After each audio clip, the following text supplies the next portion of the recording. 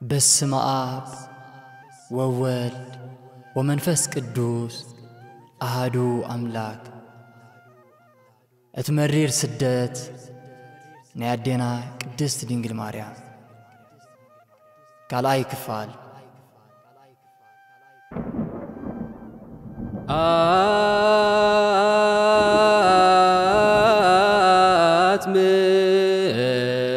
سماي زينقركن وسمئ مدر امزينا سدتان استيت لما ملكوت كبور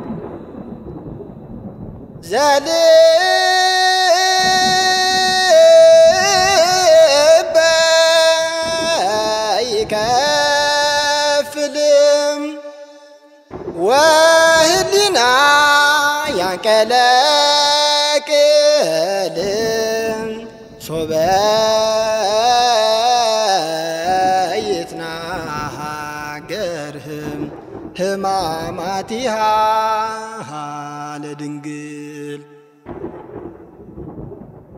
ملكوتاوي إقوالا صوبت كم دقيق زي سافر بفنو لما يباير أموك بكاية وتبي مريم ماينك امسبقى هاجر قلبو زي أمرا لتصدق سألكوهم وما يوهبوني بهك وهقولكو لولدي عساينو زورك فلماقوا مانم لمانيت مسيلوا كابتي ماين مبلع انكداونتن مليوز فالصبيتا كي كافلت كم عملا كتسقوا حسبت جن كما زبلت ملكعتي لمانيت الإياس لزي تفلت بحطو كتواترا جمرت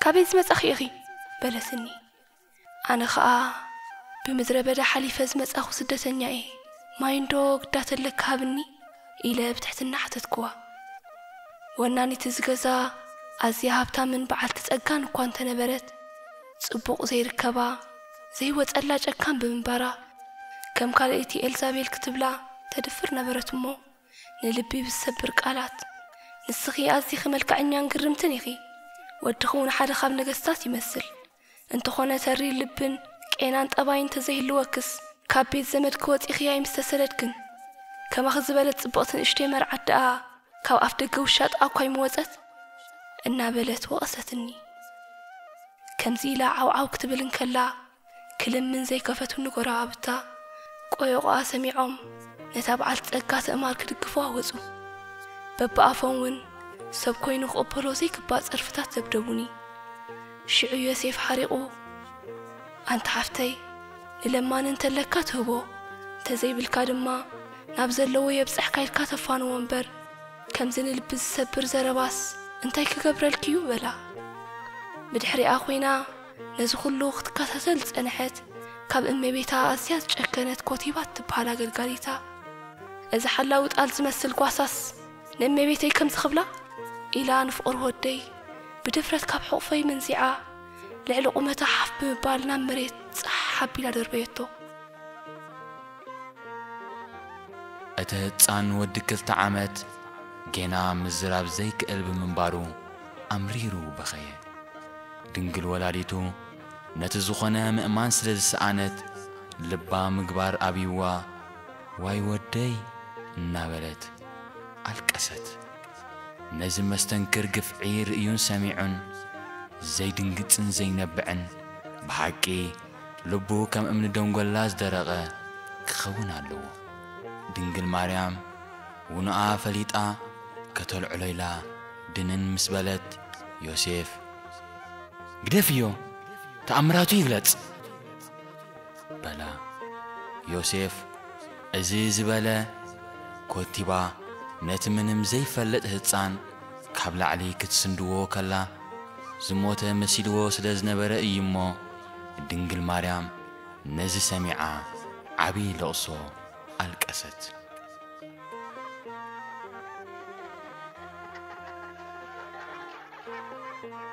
እናበለት እታ ርግምቲ ትእማር መስሓቅ ትርኢት ከም ዝረአየት ዓዊላ ሰሓቀት።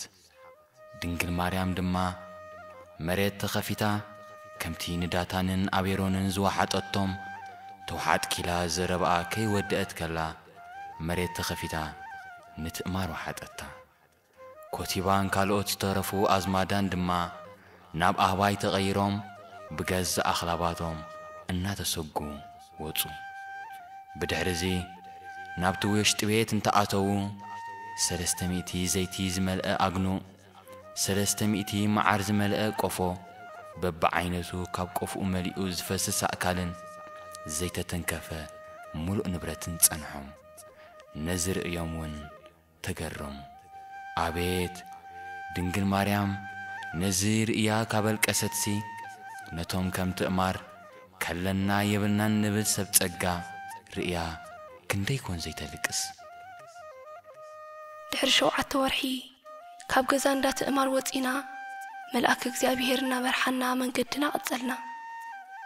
ክንደክም ኮለና እውን ኮፍ ምስበልና ዮሴፍን ሶሎሜን ይድቅሱ እሞ ኣነ ግን ንወደይ ሕጅዶ መጽኦም ይወስዱለይ እናበልኩ ቀባሕባሕ ክብል ይሕልፎ። ሕጂ ክዝክሮ ከለኹ ክዳውንቲ ወደይ ልክዕ ከምቲ ወለደይ ናብ ቤት መቕደስ ክእትውን እንከለዉ ዝኸደሉኒ ወይኒ ዝመስል ነበረ። ንዓይ ወለደይ ከምዚ ዓይነት ክዳን ምስ ከደኑኒ ካብ ነፍሰይ ኣውፅዮ ኣይፈልጥን ነበርኩ። ኣብ ኣጋር ወደይ ዝነበረ ሳእኒ ካብ ወርቂ ዝተሰርሐ ነበረ። ኣብቲ ግዜቲ ክልተ ሸፋቱ በቲ ዝነበርናዮ ሓለፉ። እቲ ሓደ ዕብራዊ እቲ ካልኣይ ድማ ግብፃዊ ነበሩ። ሽዑቲ ዕብራዊ ነቲ ግብፃዊ ክዳውንቶም ናይ ነገስታት ይመስል። ኣነ ክዳውንትን ሳእንን ናይዛ ሰበይቲ ምስ ወዳ መወሰድክዎ ነይረ። ኣበይ እሞ ኣብ በረኻ እንተዝኾኑ ሕጂ ግና ኣብ ጥቓ ዓዲዮም ዘለዉ በሎ። እቲ ግብፃዊ ግና ብንብፃዩ ግደፍ ከምኡይ ትግበር። ኣነ ካብ ዝፍጠራት ሒዘ ክሳብ ሎሚ ነዚ ህፃን ዝመስል ርእያ ይፈልጥኒ በሎ። ከምዚ ኢሎም ክዘራረቡ እንከለዉ ወደይ ንጡበይ ካብ ኣፉ ውፅኡ ማይ ክህቦ ደለየ።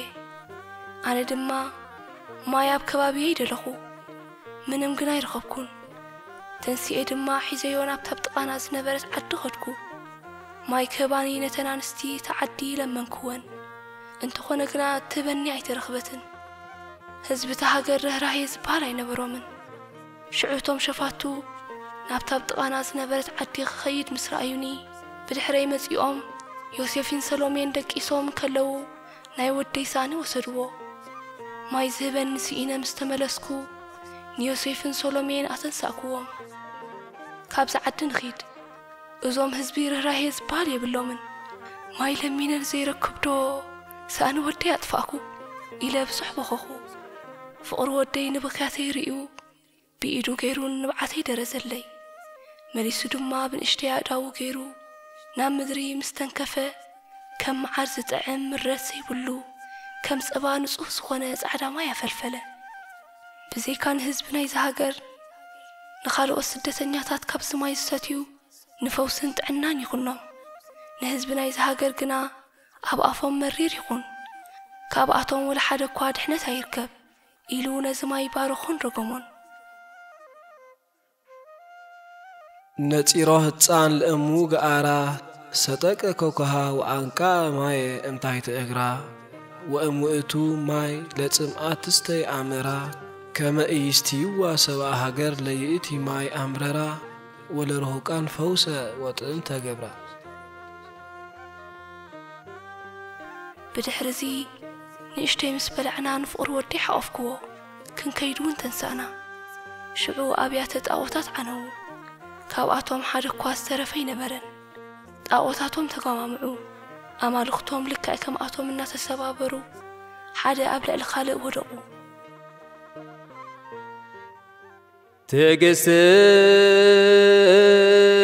ትዕግስትች ፈድፈደ እምትግስተ ኢዮብ ጻድቅን ወማርቆስ ዘቶርማቅን ወገብረ ክርስቶስ መርአዊ ተወካፌ ሕማም መጽግ